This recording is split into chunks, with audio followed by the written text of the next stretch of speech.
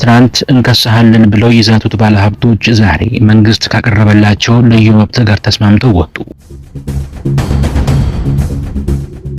ታዲያ መንግስት ለአገሪቱ የውጭ ምንዛሬ ሲል የወደፊቱን የኢኮኖሚ እድል ለእነዚህ ነጋዴዎች አሳልፎ ሰጠ ወይስ በአማራጭ አልባነት አገሪቱን ከክስ የታደገ ብልህ ስልት ተጠቀመ? ባለፈው ወር ኢትዮጵያ መንግስትና የ1 ቢሊዮን ዶላሩ የዩሮ ባንድ ባለሀብቶች ያደረጉት ንግግር ያለምንም ስምምነት መደምደሙ ይታወሳል።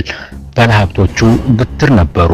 የኢትዮጵያ መንግስት በታህሳስ 2016 ዓ.ም መክፈል የነበረበትን 33 ሚሊዮን ዶላር ወለድ ባለመክፈሉ አገሪቱ ከዓለም አቀፍ የፋይናንስ ተቋማትና ከውጭ አበዳሪዎች ጋር ያላት ግንኙነት መሸርሸር ጀምሮ ነበር። ባለሀብቶቹ የኢትዮጵያን መንግስት በፍርድ ቤት ለመክሰስ መዝገብ መክፈታቸውን ሲያስታውቁ በኢኮኖሚው ላይ ታላቅ መደናገጥ ተፈጥሮ ነበር። ነገር ግን ሰሞኑን የገንዘብ ሚኒስቴር ከእነዚህ ነጋዴዎች ጋር የመጀመሪያ ደረጃ ስምምነት ላይ መድረሱን ማስታወቁ ብዙዎችን አስገርሟል። የዜናው ትንታኔና የባለሀብቶቹ የድብቅ ጥቅም ዛሬ በዝርዝር ይቀርባል። ባለሀብቶቹ እንዲስማሙ ያደረጋቸው ዋናው ቁልፍ መሳሪያ የገንዘብ ዋስትና መኒ ዋራንት ነው። ይህ ምን ማለት ነው? በግልጽ ሲቀመጥ መንግስት ለባለሀብቶቹ ወደፊት ኢትዮጵያ የምታወጣውን ሌላ 1 ቢሊዮን ዶላር ቦንድ የመግዛት ልዩ መብት ሰጥቷቸዋል። ይህም ማለት ኢትዮጵያ በአሁኑ ሰዓት ያለባትን ዕዳ ለመክፈል የወሰደችው እርምጃ ለባለሀብቶቹ የረጅም ጊዜ የትርፍ ምንጭ ሆኗል። ባለሀብቶቹ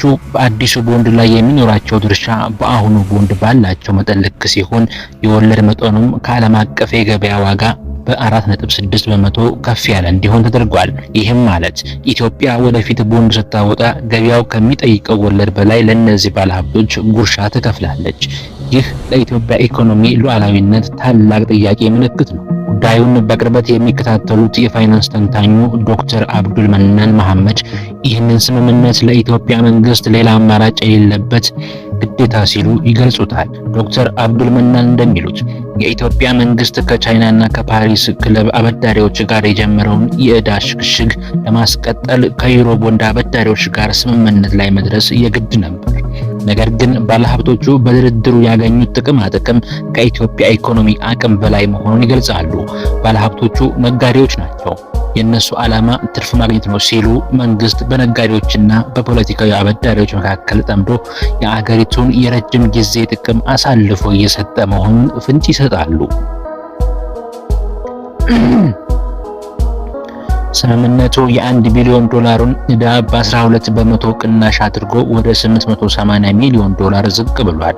ይህም በአጭር ጊዜ ውስጥ እፎይታ ቢሰጥም እስከ 2021 ዓ.ም የሚቆየው የክፍያ ሂደት አገሪቱን ከፍተኛ የውጭ ምንዛሬ ጫና ውስጥ ይከታታል። በየጊዜው መክፈል ያለባት 6.15 በመቶ የወለድ ክፍያ የኢትዮጵያን የውጭ ምንዛሬ ክምችት ያሟጥጠዋል። መንግስት እስከ ሰኔ 2020 ዓ.ም ድረስ አዲስ ቦንድ ማውጣት ካልፈለገ ለባለሀብቶቹ የተወሰነ ክፍያ በመክፈል ስምምነቱን የመሰረዝ መብት ቢኖረውም ያንን 90 ሚሊዮን ዶላር የሚገመት ክፍያ ለመፈጸም የሚያስችል ምንዛሬ አገሪቱ ይኖራት ይሆን? ይህ ጥያቄ አገሪቱን የኢኮኖሚ መረጋጋት አደጋ ላይ የሚጥል ነው።